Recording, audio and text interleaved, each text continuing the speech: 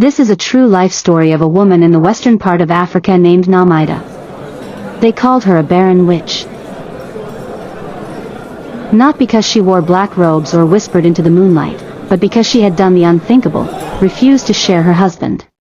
A man who, in the eyes of the community, had every right to seek comfort elsewhere, since she, his wife, had failed to give him a child. They said she killed him. Not with a weapon, no. They said her jealousy, her bitterness, her emptiness strangled the life out of him. They said it was her fault he died, not because of anything she did, but because of what she didn't do. Because she didn't conceive. Because she couldn't. To them, she was a desert. Devoid of growth. Hard and stubborn. Unyielding. A land cursed by the gods to forever remain dry. They called her a gaping hole. A gorge. An abyss. A place where hope entered but never returned. She took and took, they said. Drained his youth, his patience, his dreams. And in return, she gave nothing. She conceived nothing. She contributed nothing. She produced nothing. She was shame incarnate.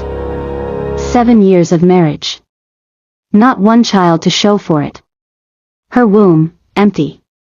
Her house, quiet. Her arms, cold. They whispered behind her back, but never too softly. They wanted her to hear. They needed her to know she had failed as a woman. And when her husband brought another woman into the picture, a girl, really, with soft cheeks and eager eyes, they saw it as justice. A younger woman. Fertile. Pregnant almost immediately. The one who would finally do what the first could not. And yet, when her husband died, suddenly, in his sleep, everything changed. Or rather, everything worsened. She didn't shave her head. She didn't wear black every day. She didn't cry loudly enough for the neighbors. She didn't shrink in her grief, didn't wither, didn't collapse. No. She got fatter. Her skin glowed. Her eyes seemed to hold a secret. How dare she, they asked. She should be shriveled in sorrow, not filling out like someone in love. They said it was suspicious. Too composed. Too proud. Too alive. She was, again, everything a widow was not supposed to be. And so, the rumors sharpened. She bewitched him. She cursed his seed. She smothered him in his sleep. She's not even mourning. And through it all, she said nothing. She walked with quiet steps and a steady gaze. She ate when she was hungry, slept when she was tired. She tended her small garden in the back, where hibiscus flowers bloomed. A barren woman with blooming flowers, how ironic. Then one night, she doubled over in pain. The stars were bright above the house that night, cold and silent, as she lay curled on her side, clutching her belly. The neighbors who whispered about her now hovered, watching as she was rushed to the hospital. No one knew what was wrong. They asked if it was her appendix. They said maybe it was stress. Maybe her grief had finally become physical.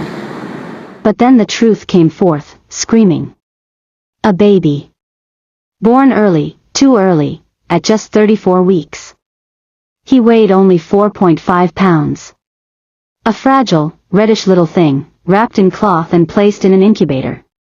But he was alive. Her son. And 2 weeks later, the younger woman gave birth to her child. The one they'd all waited for. The one meant to carry on the legacy. But her son had already arrived. Quietly. Mysteriously. In defiance of every whispered curse. She laughed when she heard the news. A deep, throaty laugh that came from the soul. Truly, she said, the apple doesn't fall far from the tree. Like his father, my son also knows the game of hide and seek. He had been hiding all along. Nestled inside her during the chaos, growing in secret while the world mocked her.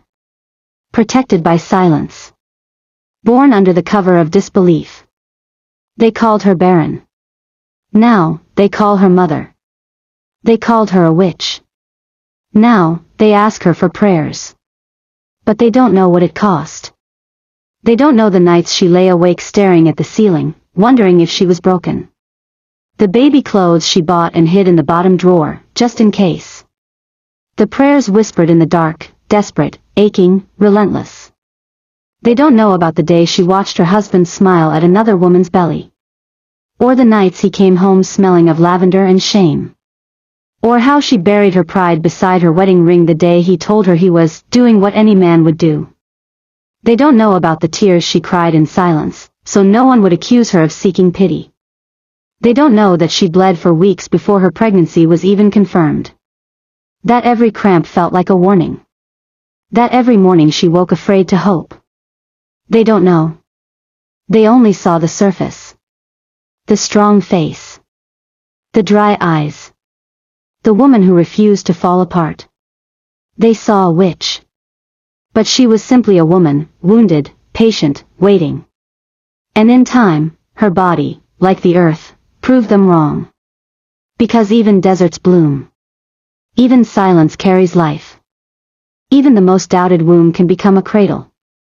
Now, her son sleeps with his tiny hand curled into her shirt, his breath warm against her skin. He is small, but his existence is loud. A living rebuttal. A divine clapback. A soft miracle in a hard world. She no longer needs to explain. She does not need to argue or defend. She walks through the village with her head high, her baby close, her silence intact. They still whisper. But now their whispers are filled with confusion. With awe. With fear. Because they realize, they were wrong. And she? She simply smiles. Because she knows. The barren which they cursed is a mother now. And no one, not tradition, not gossip, not even death, can take that from her.